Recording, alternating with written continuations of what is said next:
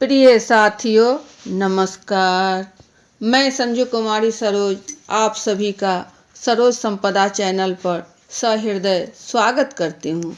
जैसा कि आपको YouTube के थंबनेल से ज्ञात है कि आज हम सभी UGC नेट फर्स्ट पेपर के रिसर्च एप्टीट्यूड पर अति नवीनतम PYQ जो वर्ष 2023 जून का है, इसे प्रश्नोत्तरी को समझा जाएगा। मैं पिछले 20 वर्षों से बिहार सरकार के शिक्षा विभाग में कार्यरत हूँ। कार्य का दायित्व तो अब तक ऑफलाइन में ही रहा है, परंतु मेरी कोशिश रहेगी कि ऑनलाइन भी कुछ जानकारी अपने नए एवं पुराने साथियों से साझा करती रहूं। तो ज़्यादा देर ना करते हुए सेशन शुरू किया जाए। जैसा कि आप स्क्रीन पर देख रहे हैं, यह प्रैक्टिस सेट पार्ट 4 के रूप में है, जो आपको बाइलिंगुअल मिलेगा और यह आने वाले जून परीक्षा जो 2024 में होगी, आपको JRF की राह प्रशस्त करेगा। तो प्रश्न संख्या 1, सर्वेक्षण शोध में निम्नलिखित में से कौन अमुक्त प्रश्नों की विशेषता नहीं है? ए, असामान्य प्रति उत्तरों की अनुमति देते हैं जिनकी सर्वेक्षण शोधकर्ता ने अपेक्षा नहीं की है। बी, वे साक्षात्कारताओं और या उत्तरदाताओं के लिए पूरा करने में सरल होते हैं। सी, उत्तरों को रिकॉर्ड करने में परिवर्तितता की संभावना को कम करता है। डी, उत्तरदाता के उत्तरों में स्वाभाविकता की कमी होती है। अंग्रेजी है इसकी। Which among the following is not a characteristic of the closed-ended questions in survey research? A, they allow unusual response that the survey researcher may not have contemplated. B, they are easy for interviewers and all respondents to complete. C, they reduce the possibility of variability in the recording of answers. D, there is loss of spontaneity in respondents' answers. आपको सही option का चयन करना है A, B, C और D से। अमुक्त प्रश्नों की विशेषता नहीं है, हमें चयन करना है नहीं के संदर्भ में। तो क्लोज्ड एंडेड क्वेश्चन, इसमें कभी कभी एक कथन, ओनली वन स्टेटमेंट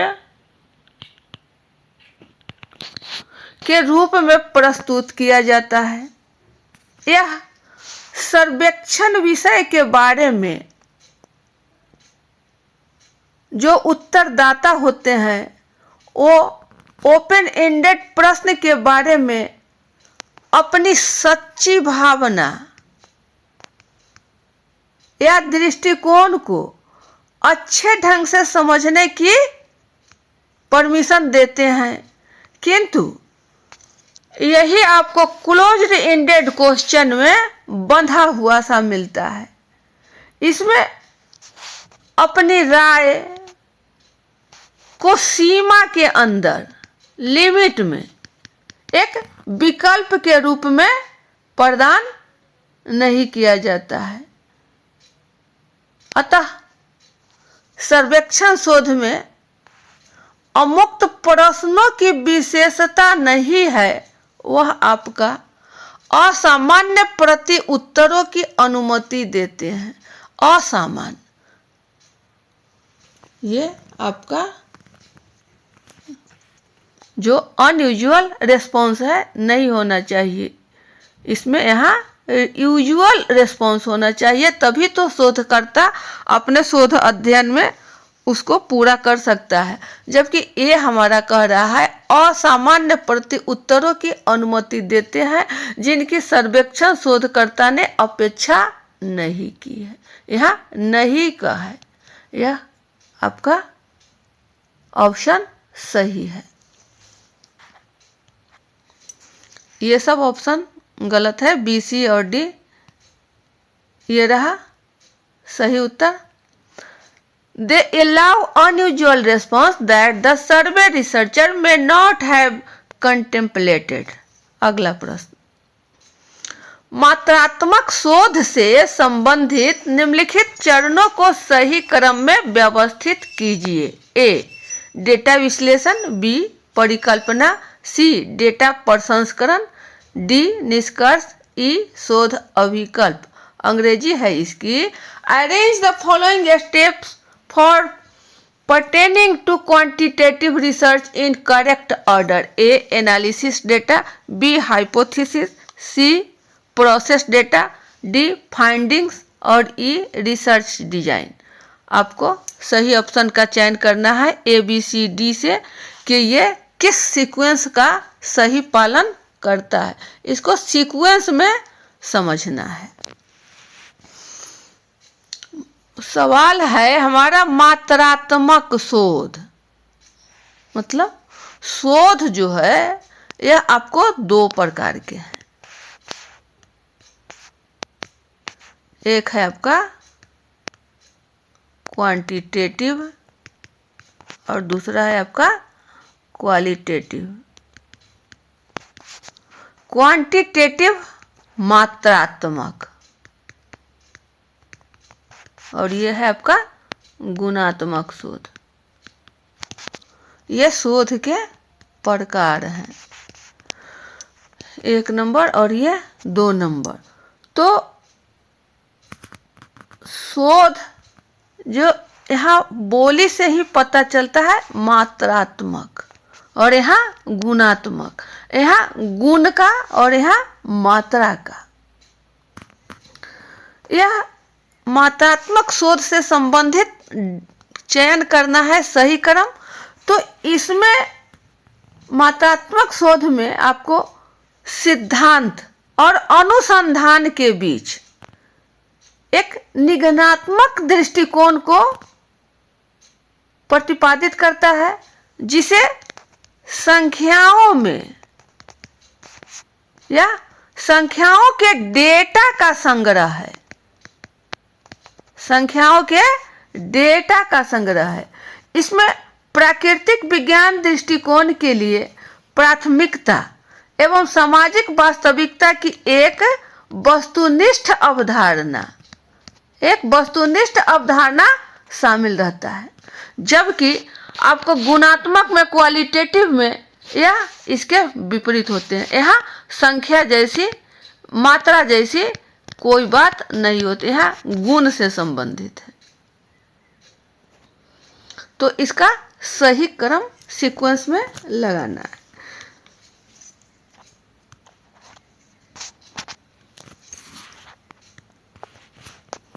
सबसे पहले समझा जाए कि शोध का कौन कौन से स्टेप है, इसके कौन कौन से मुख्य चरण है।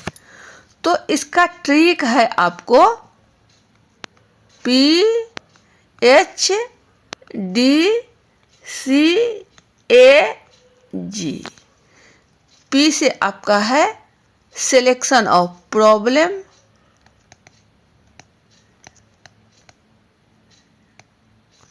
H है आपका हाइपोथेसिस,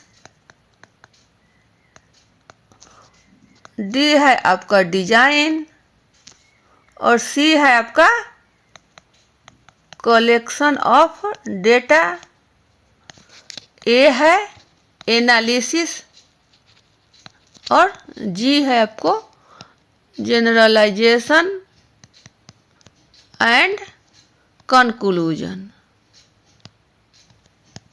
ये इसको सही सीक्वेंस में लाने के लिए, उत्तर का सिलेक्शन करने के लिए, ऑप्शन से मिलान करने के लिए एक छोटा सा ट्रिक है। PhD CAG इसका शॉर्ट रूप से सिलेक्शन ऑफ प्रॉब्लम, H है आपको हाइपोथेसिस, D है design, C collection of data, A analysis और G है आपका जनरलाइजेशन एंड कंक्लूजन। अंत में जनरलाइजेशन किया जाता है या उसका कंक्लूजन क्या हुआ शुरू में सबसे पहले कुछ भी शोध का जो होता है उसका एक टॉपिक होता है, एक टॉपिक होता है। इसी को प्रॉब्लम भी कहा जाता है, इसी को प्रश्न भी कहा जाता है, इसी को समस्या भी बोला जाता है। यह सब आपका शोध से रिलेटेड है, जिसको शोधकर्ता को चयन करना होता है। तो इसमें सीक्वेंस देखा जाए कि यहाँ क्या आएगा। डेटा विश्लेषण ए में है आपको, तो एनालिसिस ऑफ डेटा यहाँ है, इसको अभी यहाँ चयन नहीं करना है। तो चयन क्या होगा, पहला क्रम में आपको आएगा हाइपोथेसिस, परिकल्पना। इसको क्या बोलते हैं, परिकल्पना, जो आपको बी में है। तो बी ऑप्शन में ए बी सी डी में, सी में नहीं है, डी में नहीं है, आपको है ए और बी में। चलिए इन दोनों को मिलान करते हैं। अब देखना है कि सी आएगा या ई आएगा। सी में आपका है डेटा प्रसंस्करण और ई है आपका शोध अभिकल्प। तो पहले हमारा आ रहा है आपको डिजाइन या डिजाइन ऑफ डेटा। तो यहाँ डी आया और यहाँ आपका सी है डेटा प्रसंस्करण, यानी ये इसके बाद का क्रम है, यहाँ पर है इसका क्रम। तो यहाँ हमें डिजाइन से लेना है। तो पहले हमें लेना होगा आपको ऑप्शन शोध अभिकल्प, ई में है, ई में आपका है शोध अभिकल्प, ये डिजाइन, इसको कहते हैं डिजाइन शोध अभिकल्प, जो ऑप्शन आपको ई में मिल रहा है। तो बी के बाद ई, बी के बाद आपका ई है, मतलब रिसर्च डिजाइन यहाँ मिल रहा है आपका डी। तो ऑप्शन बी की ओर जाएगा, न कि ए होगा आपका। सही ऑप्शन आपका बी है। सी में आपका है प्रोसेस डेटा, यहाँ मिल रहा है आपको। उसके बाद है ए यानी एनालिसिस डेटा, यहाँ है आपका ए। उसके बाद है आपका 5 का ही चयन करना था, जनरलाइजेशन अंतिम में है। तो हमें इस ट्रिक को याद कर लेना चाहिए। इससे रिलेटेड एक प्रश्न अवश्य ही पूछे जाते हैं। इसे नज़रअंदाज न कर करके इसे अंडरस्टैंडिंग के साथ बखूबी समझ लिया जाए और ध्यान में रखा जाए। PhD CAG, सही उत्तर का मिलान किया जाए। ये रहा सही उत्तर BECAD, ऑप्शन बी की ओर। अगला प्रश्न, यह प्रश्न कि क्या अध्ययन के निष्कर्षों को विशिष्ट शोध संदर्भ से परे सामान्यीकृत किया जा सकता है संबंधित है। ए मापन की वैधता से, बी आंतरिक वैधता से, सी बाह्य वैधता से और डी पारिस्थितिकीय वैधता से। अंग्रेजी है इसकी। The question of whether the results of a study can be generalised beyond the specific research context relates to A measurement validity, B internal validity, C external validity, D ecological validity. आपको option A B C D से सही का चयन करना है। सवाल है शोध संदर्भ से सामान्यीकृत किया जा सकता है। अध्ययन के निष्कर्षों को विशिष्ट शोध संदर्भ से पढ़े। तो इसका सही ऑप्शन आपको जाएगा बाह्य वैधता, एक्सटर्नल वैलिडिटी। ये सब ऑप्शन आपका गलत है। बाह्य वैधता, एक्सटर्नल वैलिडिटी में यह वास्तविक दुनिया में कितने निष्कर्ष लागू होते हैं, यहाँ दी गई अवधारणाओं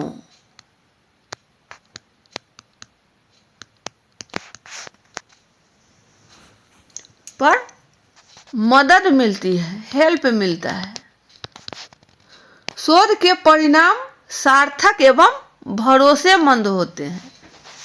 ये अवधारणाओं के आधार पर इसके जो रिजल्ट होते हैं वह आपको सार्थक एवं भरोसेमंद होते हैं।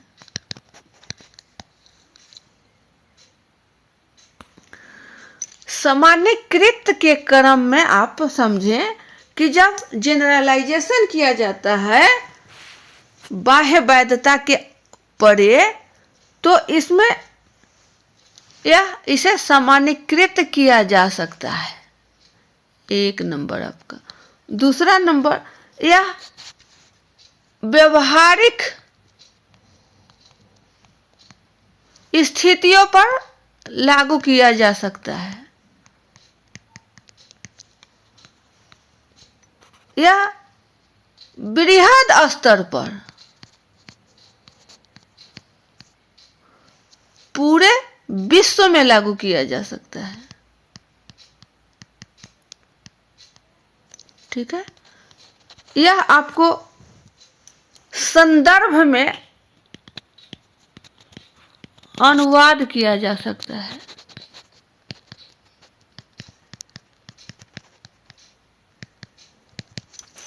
क्या है?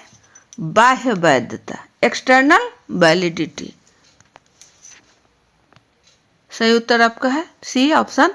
अगला प्रश्न, the graphical representation of a frequency distribution called bar chart, B line chart, C histogram और डी है आपका पाई चार्ट। आवृत्ति वितरण के लिए ग्राफिकीय निरूपण को क्या कहा जाता है? आवृत्ति, फ्रीक्वेंसी, बार चार्ट,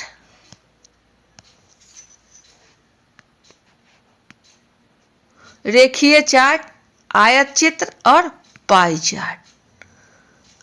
यह है आपका प्रश्न कि आवृत्ति वितरण, आवृत्ति फ्रीक्वेंसी, यह आपको बार चार्ट में आता है। आयत इस प्रकार का आपको मिलता है बनाने के लिए। तो यह आपका आवृत्ति जो बिल्कुल यह जो हिस्टोग्राम चार्ट है, मतलब आयत चित्र, यह फ्रीक्वेंसी को दर्शाता है। इसका जो सलाखें हैं वह एक साथ लगे रहते हैं, क्रमबद्ध लगे रहते हैं। इसमें इसके सलाखों के बीच कोई अंतराल नहीं होता है। तो यह आपका आयत चित्र के रूप में होंगे, जिसको हिस्टोग्राम कहा जाता है। ठीक है, आयत चित्र, हिस्टोग्राम, ये सब ऑप्शन नहीं है आपका। उत्तर है आपका सी, सही ऑप्शन सी। अगला प्रश्न, सर्वेक्षण शोध में अमुक्त प्रश्नों की कमियों की पहचान कीजिए। ए, इनसे प्रणोदित उत्तर चयन को सर्वांगपूर्ण बनाने में कठिनाई होती है। बी, इनसे उत्तरदाताओं के उत्तर स्वाभाविकता का ह्रास होता है। सी, साक्षात्कारकर्ताओं के लिए इनको संचालित करना एक समय साध्य कार्य है। अंग्रेजी इसकी है, identify the disadvantage of closed ended questions in survey research. A, it is difficult to make post choice answer exhaustive. B, there is loss of spontaneity in respondents' answers. C, they are time consuming for interviews to administer. Options A, B, C and D से ये statement आपको चुनना है कि सही option क्या होगा। सर्वेक्षण शोध में अमुक्त यानी क्लोज्ड इंडेड प्रश्न, क्लोज्ड इंडेड क्वेश्चंस का पहचान करना है। तो किसकी पहचान करना है? उनकी कमियों की क्या कमी है, इनसे प्रणोदित उत्तर चयन को सर्वांगपूर्ण बनाने में कठिनाई होती है। यह कथन आपका सही है, क्योंकि यह कमियों की पहचान करने के लिए कह रहा है, तो कठिनाई होती है, कमी है, मतलब यह कथन आपका सही है। दूसरा है, इनसे उत्तरदाताओं के उत्तर स्वाभाविकता का ह्रास होता है, लॉस, ये आपका ह्रास, यह कथन भी आपका सही है। साक्षात्कारताओं के लिए इनको संचालित करना एक समय साध्य कार्य है, यह कथन आपका गलत है। प्रश्न के अनुसार कमी की पहचान करना है, तो यह कमी नहीं है, यह आपका एडवांटेज है, यह आपका एडवांटेज है, न कि डिसएडवांटेज। डिसएडवांटेज आपका ए और बी है। सी तो टाइम टेकन, यहाँ यह तो आपको टाइम कंज्यूमिंग है ही, ये आपका कथन सही है। लेकिन सवाल का जो क्लू दिए हुए है, जो कंडीशन है, उसमें कह रहा है कमियों की पहचान कीजिए, तो कमी हमारा है ए, ऑप्शन ए और बी स्टेटमेंट, यानी ए और बी दोनों कथन ऑप्शन ए की ओर है, ए की ओर है, ए एंड बी ओनली, अर्थात ऑप्शन ए हमारा अकॉर्डिंग टू क्वेश्चन सही होगा। ये रहा आपका सही उत्तर, option A and B only. अगला प्रश्न, नीचे दो कथन दिए गए हैं, ये आपको कथन के रूप में है। कथन एक है, विषय वस्तु विश्लेषण प्रलेखों तथा पाठों के विश्लेषण का एक उपागम है, जो उन्हें गुणात्मक पदों में विश्लेषित करने का प्रयत्न करता है।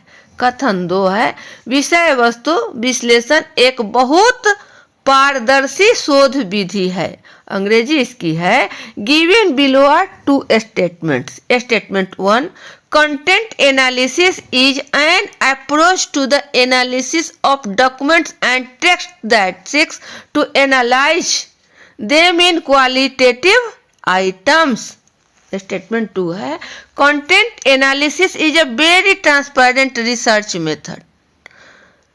In the light of the above statements, choose the correct answer from the options given below. आपको सही ऑप्शन से ये चुनना है, ए बी सी डी का ऑप्शन क्या होगा।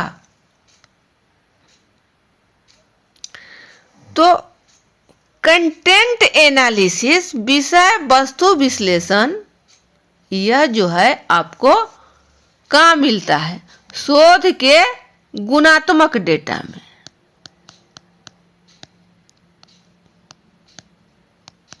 यानी क्वालिटेटिव डेटा में, या गुणात्मक डेटा के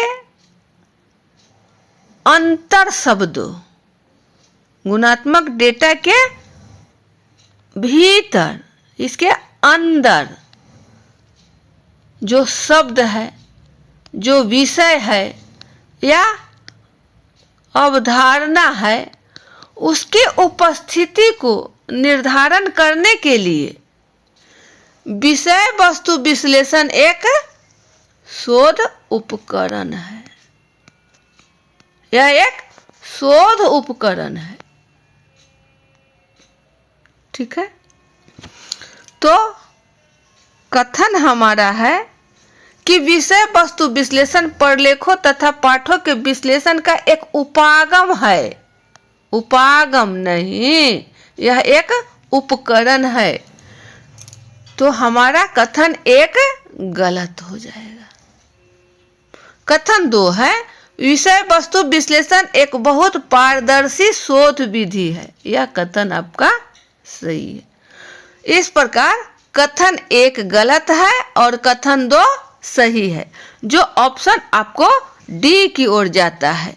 statement 1 is false but statement 2 is true. Option D सही उत्तर का मिलान, ये रहा आपका सही उत्तर। अगला प्रश्न, नीचे दो कथन दिए गए हैं। कथन 1, साहित्य की समीक्षा शोधकर्ता को उसके निष्कर्षों की व्याख्या निर्वचन में सहायता करती है। कथन 2 है, साहित्य की समीक्षा आपके शोध क्षेत्र में विभिन्न सैद्धांतिक और प्राविधिकीय उपागमों के अधिगम में कोई सहायता नहीं करती है। अंग्रेजी इसकी है, given below are 2 statements. Statement 1, review of literature helps the researcher with the interpretation of his her findings. Statement 2 है, review of literature is not of any help in hearing different theoretical and methodological approach to your research area. आपको सही option का चयन करना है A, B, सी और D से। चलिए, ये है आपका निर्वचन या व्याख्या, एक्सप्लेनेशन। तो यहाँ पिछले प्रश्न में हम लोगों ने समझा PhD CAG, PhD CAG, ये छोटा सा ट्रिक है शोध के चयन का, उसका चरण, किन किन चरणों में ये शोध को विस्तारित किया जाता है, वह है आपका छोटा सा ट्रिक PhD CAG। P है आपका selection of problem, H hypothesis, D है आपका डिजाइन, C है कलेक्शन, A एनालिसिस और G है आपका जनरलाइजेशन एंड कंक्लूजन। लेकिन इन सभी के संदर्भ में और भी कुछ विभिन्न प्रकार के चरणों को समाहित किया जाता है, जिसमें आपको जब प्रॉब्लम का सिलेक्शन हो जाता है, जब हम टॉपिक का चयन कर लेते हैं, जब हमें समस्या मिल जाती है, तो शोध करने के लिए, रिसर्च करने के लिए हमें कुछ रिव्यू लेना होता है। रिव्यू मतलब वो होता है आपका RRL, ये इसका शॉर्ट फॉर्म है। इसका है मतलब review of related literature, review of related literature. तो यह जो है आपको विभिन्न प्रकार के लिटरेचर से, साहित्य से हमें इसका रिव्यू लेना होगा, तभी तो हम इसे रिसर्च कहते हैं। रिसर्च, जो सर्च किया हुआ होगा उसको पुनः रिसर्च किया जा रहा है, या इसमें जो पिछले वर्ष में किया गया उसको आज के संदर्भ में, आज के डेट में क्या क्या उसमें और भी कमियां नजर आ रही है, या उसमें और भी कुछ एडवांटेज जिसे जोड़ा जा सकता है, उनको हम रिव्यू ऑफ रिलेटेड लिटरेचर के द्वारा, जिससे संदर्भित है उस रिलेटेड लिटरेचर का अध्ययन करने के पश्चात हम अपने शोध संदर्भ में इसको ऐड करेंगे, इसको गुण के रूप में, या जो कमियां होंगी उन्हें डिलीट किया जाएगा। तो ये है हमारा साहित्य की समीक्षा, यह शोधकर्ता द्वारा किया जाता है। तो इस प्रकार हमारा ये जो कथन है कि साहित्य की समीक्षा शोधकर्ता को उसके निष्कर्षों की व्याख्या निर्वचन में सहायता करती है, यह कथन आपका पूर्णतः सत्य है। चूंकि हमारे पास यह कहाँ से आएगा कि हम रिसर्च करें, तो टॉपिक जब मिला तो RRL की सहायता से ही पिछले अनुसंधान में जिस शोधकर्ता ने दिया उसका रिव्यू लेकर उससे संदर्भित रिलेटेड लिटरेचर का अध्ययन करने के पश्चात ही हम अपने शोध निष्कर्ष, शोध की व्याख्या कर पाएंगे। तो यह कहाँ से मिलेगा, तो हमें व्याख्या और निर्वचन में RRL जो है, यह साहित्य की समीक्षा रिसर्चर को बहुत मदद करता है, हमें मदद मिलता है। यह कथन आपका पूर्णतः सत्य है। कथन 2, साहित्य की समीक्षा आपके शोध क्षेत्र में विभिन्न सैद्धांतिक और प्राविधिकीय उपागमों के अधिगम में कोई सहायता नहीं करती है। तो अभी हम लोगों ने ऊपर समझा कि यह मदद करती है। साहित्य समीक्षा है जो शोधकर्ता को हेल्प करता है उसका एक्सप्लेनेशन करने में, उसके टॉपिक को पहुंचने तक। तो यह कथन आपका गलत हो जाएगा। इस प्रकार कथन 1 सही है और कथन 2 गलत है। जो स्टेटमेंट आपको ऑप्शन डी की ओर जाता है, स्टेटमेंट नहीं, ये ऑप्शन आपको सी की ओर जाएगा, सी, जो statement 1 is true but statement 2 is false. ये आपका ऑप्शन सही है। ए, बी और डी स्टेटमेंट ऑप्शन आपका गलत है, सी ऑप्शन हमारा सही है। ये रहा हमारा सही उत्तर, C, statement 1 is true but statement 2 is false. तो वीडियो ज़्यादा लंबा न बने, सेशन को अब यहीं बाइंड अप किया जाता है। अगले सेशन में पुनः हम लोग अच्छे अच्छे प्रश्नों को लाएंगे। और रिसर्च एक ऐसा टॉपिक है, यह एक ऐसा है जिसको आसानी से समझ आ जाने पर बहुत सरल और मज़ेदार टॉपिक है। इसे छोटे छोटे टर्म में, छोटे छोटे खंडों में समझा जाए, इस पर ज़्यादा ध्यान देने की ज़रूरत है और यह प्रैक्टिस से समाधान किया जा सकता है। तो पुनः अगले सेशन में हम लोग मिलते हैं। तब तक के लिए सेशन को यहीं बाइंड अप किया जाता है। जय हिंद।